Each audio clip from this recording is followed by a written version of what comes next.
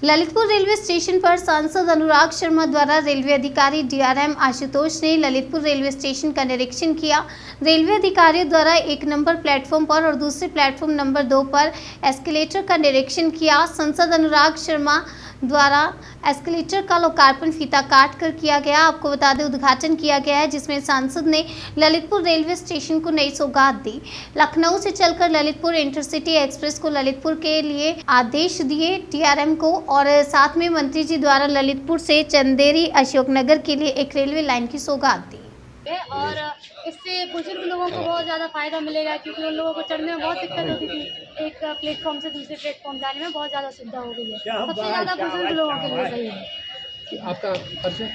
मैं मोनिका राजपूत हूँ और मैं एमएससी कर रही हूँ फिजिक्स से सागर यूनिवर्सिटी से। प्रारंभ किया है लखनऊ के लिए इंटरसिटी की बात की है सर, क्या जी सर? आज एस्केलेटर आदरणीय डीआरएम साहब ने हम लोगों को बुलाया। मेरे सदर विधायक श्री राम रतन कुशवाहा जी आए। हम दोनों ने यहाँ पे उसका उद्घाटन किया। एस्केलेटर्स की ज़रूरत थी यहाँ पे, विशेष रूप से जो अपने वृद्ध लोग होते हैं, उन लोगों, जवान लोग तो सीढ़ियाँ चढ़ जाते हैं, चढ़नी भी चाहिए, सेहत अच्छी रहती है सीढ़ियाँ चढ़ने से, पर एस्केलेटर्स उन लोगों के लिए उपयोगी होगा। और विशेष रूप से जो लोग अपना सामान लेके आते हैं। इंटरसिटी की बहुत दिनों से पहल चल रही है, पर हमारे में एक विशेष हमको यहाँ पे समस्या ये है कि रेलवे की जो संपत्ति है, जो इधर रेलवे स्टेशन पे जगह है, वो थोड़ी सक्रिय है। तो यहाँ पर एक यार्ड बनाने के लिए दिक्कत खड़ी हुई है। तो हमारे माननीय डीआरएम साहब ने ये बोला है कि हम देलवारा इसी में ललितपुर में ही हमने जगह आइडेंटिफाई करी है। ललितपुर में बहुत रेलवे की जगह है। नहीं, उस पर क्योंकि लाइन एक अलग से डलेगी ना, 3 लाइनें आएंगी। इसमें गुड शेड के पास, गुड शेड्स के आगे ले लेंगे। आगे हमने तो गुड शेड्स के आगे वो ले लेंगे। तो वहाँ पर अगर आ गया तो उससे हमको ये फ़ायदा हो जाएगा कि हम यहाँ पे जो झांसी में ट्रेनें टर्मिनेट हो जाती हैं, विशेष रूप से इंटरसिटी, तो इंटरसिटी यहाँ पे टर्मिनेट होगी और सुबह हम उसको साफ़ सफाई करके यहाँ से लखनऊ के लिए रवाना कर सकते हैं, क्योंकि ये आखिरी छोर है उत्तर प्रदेश का और सबसे दूरी एक इलाका है लखनऊ के लिए। और लखनऊ जाने के लिए ललितपुर से हम सभी लोगों को बड़ी परेशानी होती है, तो उन लोगों के लिए बहुत आसान हो जाएगा। रेलवे यार्ड बनने से ललितपुर, छतरपुर, खजुराहो लाइन पे भी आपका दूसरी एक और खुशखबरी ये है कि मंत्री जी ने अभी डीपीआर बनने के लिए परमिशन दे दी है।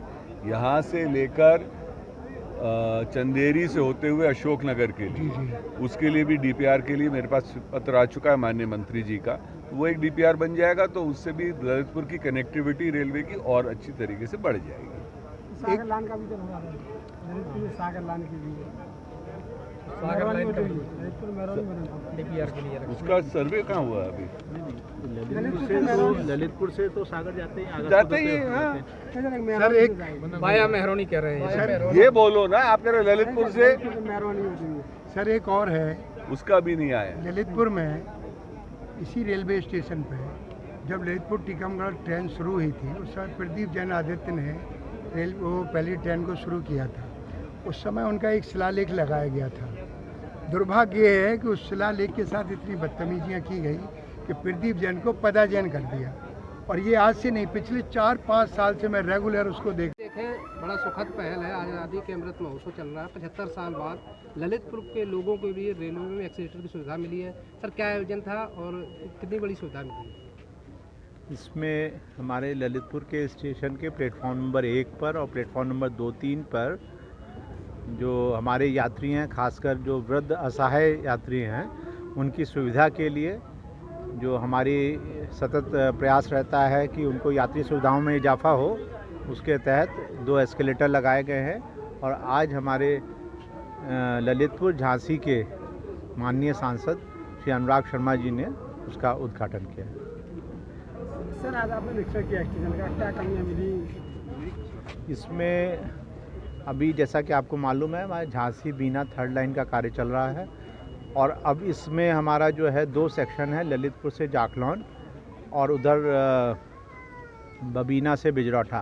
तो इसमें ललितपुर से जाखलौन जो कार्य हो रहा है, उसमें ललितपुर में निर्माण के अनेक कार्य चल रहे हैं और उसके अलावा जो हमारा अनुरक्षण का कार्य चलता है, ये दोनों ही चीज़ चल रहे हैं। तो इसमें जो भी चीज़ें सब सुचारू रूप से चल रही हैं, इसमें और अधिक विकास के लिए क्या किया जा सकता है वो मैंने अपने निर्देश दिए हैं। और हमारे जो है निर्माण विभाग और उसका जो अनुरक्षण डिवीज़न का विभाग है वो दोनों उसको कार्यपालन करेंगे। नहीं, इसमें जो है कर्मचारियों को जो है निर्देश दिए गए हैं कि क्या काम वो करें।